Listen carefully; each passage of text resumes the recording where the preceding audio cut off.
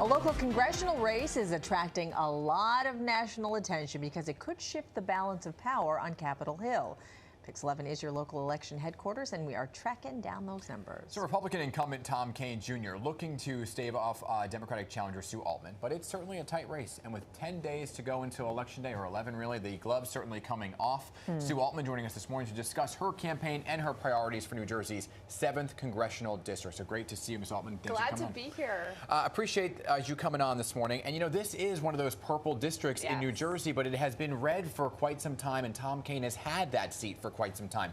People are looking at you saying, okay, is she too progressive for this seat? What do you say to some of those voters, and how are you hoping to flip this seat? Well, so first of all, actually, this district is freshly red. For a long time, it was held by Congressman Tom Malinowski for several years after the sort of first Trump wave. And so this is Tom Kean's first re-election. He's an incumbent for only one term. And we've been able to show, I think, our campaign, which I love our staff. We're, I think, the best campaign in the country. Our campaign and the grassroots has been able to show that Tom Kean Jr. just isn't interested in the job. He doesn't do town halls. He doesn't make public appearances. He dodges the press. And he's been upholding, I think, things that don't match the values of the district around the abortion issue, around the economy. And so he's getting a real run for his money, and I think we're going to close in and beat him as we get close to Election Day. Yeah, well, let's talk about the big issues, because it is the economy, taxes. How do you plan on easing the burden for New Jersey voters? So one of the things that drives me insane is that Trump actually put into place he took away the SALT deduction, which was a thing that I think New Jerseyans and New Yorkers know very well. And he took it away as a retaliation against blue states. And so Tom Kean Jr. has said he's paid lip service to the idea of getting it back for homeowners in New Jersey and New York and Long Island and everywhere. But they haven't accomplished it. And so one of the things I'm going to focus on is making sure we get that SALT deduction back for our homeowners in New Jersey and New York, too. Yeah, SALT is just one component of that, right? A part of the equation. And Trump has said that if he does win, he would restore SALT or would let it expire, whatever it may be. So when you talk to a voter, though, there's other issues besides SALT, right? It comes to inflation. When you look at in prices, they are down, but people still feel like they are hurting. So how could you address that? Yeah, so I think when I hear the word inflation, I think it's code for prices being too expensive and too high. And that goes for housing, gas, groceries, the whole lot of them. At the same time, people's wages and what they're bringing home in their paychecks has not gotten stronger. So there's a real mismatch there. And I think a lot of it has to do with the fact that I'm a former competitive basketball player, played professionally, played in college at Columbia up the road. And I think a lot of it has to do with the lack of competition when you're going to buy things. And one of the ways capitalism works best is if there's healthy, robust competition. So when I get to Congress, I want to work very hard to make sure we have a strong small business sector so we can build up those small businesses to be able to compete with the big guys. Because right now the big guys are kind of setting the prices, and that lack of competition means we aren't getting a good deal when we go to buy things. Yeah, another big issue, abortion rights. Your opponent believes that it should be left up to the states. How do you feel? Oh my gosh, Tom Kean Jr. has run the gamut on his opinions. So he's been in politics for 23 years, mostly at the state legislative level, and he voted against Planned Parenthood funding. He voted against including contraception and insurance. He voted against codifying Roe in New Jersey.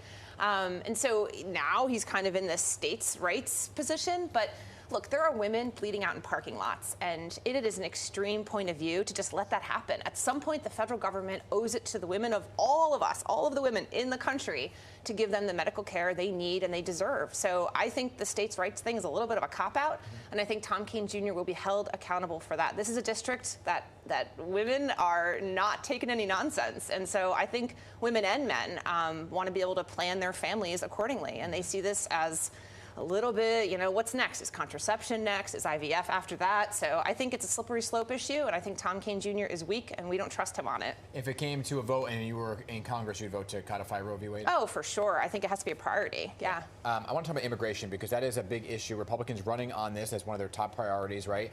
When it comes to the migrant crisis overall, you're for that bipartisan bill. Some Republicans are saying, well, it takes away, there's catch and release in it, there's different facets of it of why they didn't vote for it. So besides the bipartisan border bill, Did the administration wait too long to take action on the border, and what would you do? Yeah, I think I think the border, I mean, my entire life, immigration has been one of those issues that just gets thrown back and forth. Yeah. When the Republicans are in power, they blame the Democrats, and back and forth we go for the last 2 decades, and that's insane. So both parties have a lot to be held accountable here. We definitely need to strengthen the border. We need to make sure border security has the funds it needs. We need to make sure there are resources there to process cases. But the idea that we're going to forcibly remove migrants and immigrants who are already here, I mean, that would be a violent, horrible thing. I don't think we want that to happen. So I think we need to be rational and we need to be judicious in the way we're thinking about immigration and realistic about what's humane and what's responsible. So I think there's a compromised position, but we have to get away from the hysteria, get away from the finger pointing and the blame.